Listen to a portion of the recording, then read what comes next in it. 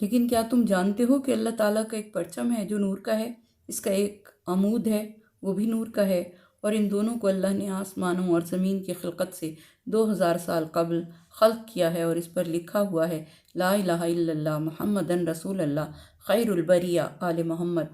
اور اس پرچم کو اٹھانے والا علی ابن ابی طالب ہے، وہ قوم کا امام ہے جو ان سب کے آگے ہوگا۔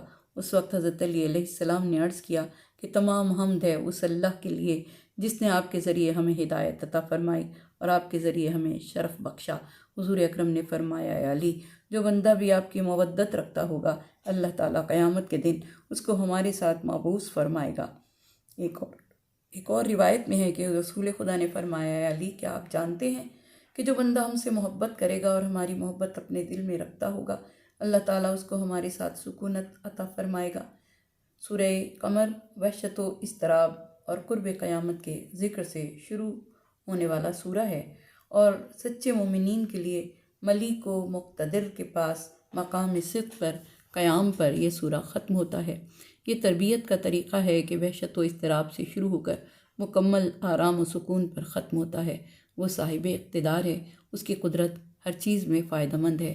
خدا کے یہ دو مقدس نام قبولیت دعا کے لیے بہت فائدہ مند ہیں، ملیک و مقتدر۔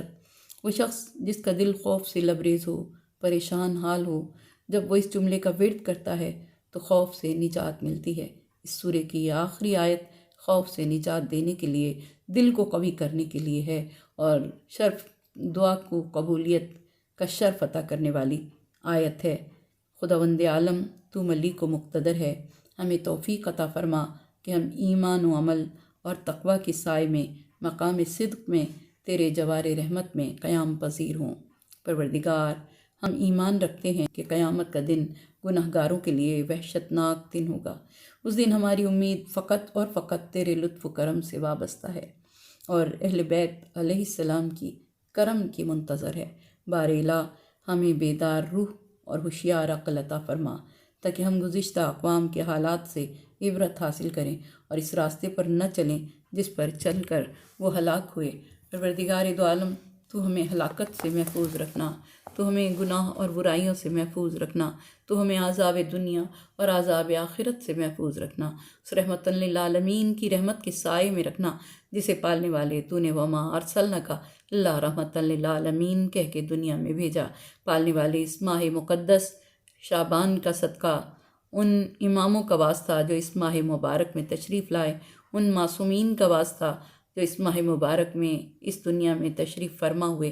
پروردگارہ، ہم سب کی دعاؤں پر قبولیت کی مہر لگا، ہر بیمار کو صحت کاملہ، صحت عاجلہ عطا ہو، ہر پریشان کی پریشانی کو دور فرما، جو رزق کے طلبگار ہیں ان کی روزی میں برکت عطا فرما، ہم گناہ گاروں کے گناہان صغیرہ و کبیرہ کو معاف فرما دے، پالنے والے ان گناہوں کو بخش دے جن کے سبب تیرے عذاب کا نزول ہوتا ہے، ان گناہوں کو معاف فرما دے جن کے سبب ہماری دعائیں تیری بارگاہ میں شرف قبولیت نہیں پاتی، ان گناہوں کو بخش دے جن گناہوں کے سبب عذاب آتا ہے۔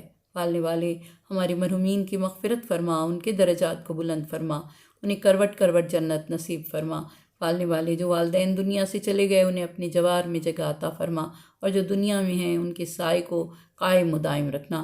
محمد و آل محمد کے صدقے میں پالنے والے ہم سب کو جو زندگی عطا کی ہے اس میں کسی کا محتاج نہ کرنا، جو ہاتھ تیری بارگاہ میں پھیلے ہیں کسی اور در پہ نہ پھیلنے۔ پروردگارہ، ہمیں جو زندگی دی ہے اس میں کسی کا محتاج نہ کرنا۔ پروردگارہ، واسطہ محمد و آل محمد کا چلتے ہاتھ پیروں کے ساتھ اٹھانا۔ محمد و آل محمد کے صدقے میں پالنے والے ہمارے ملک پر رحم فرما، دہشت گردوں کو نیست و نابود فرما، اسلام کا بول بالا فرما، ہمارے مقامات مقدسہ کی حفاظت فرما۔ جو حج و زیارات کے متمنی ہیں ان کو حج و زیارت کی سعادت نصیب فرما، اپنی بارگاہ سے انہیں زیادہ راہ عطا فرما، ہمارے مقامات مقدسہ کی حفاظت فرما، یہودیت اور عیسائیت کی چالوں کو انہی پر پلٹ دے۔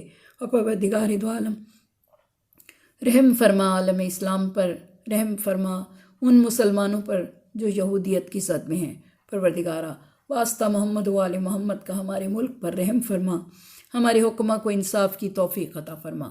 پروردگارہ، واسطہ محمد و آل محمد کا اپنے امام کے ظہور میں تعجیل فرما، امام کے ظہور میں تعجیل فرما، امام کے ظہور میں تعطیل فرما، ہر بیمار کو صحت کاملہ، صحت عاجلہ عطا فرما، اور ہم سب کو غم حسین کے سوا کوئی غم نہ دینا۔ آمین ثم آمین، بحق محمد و آل محمد۔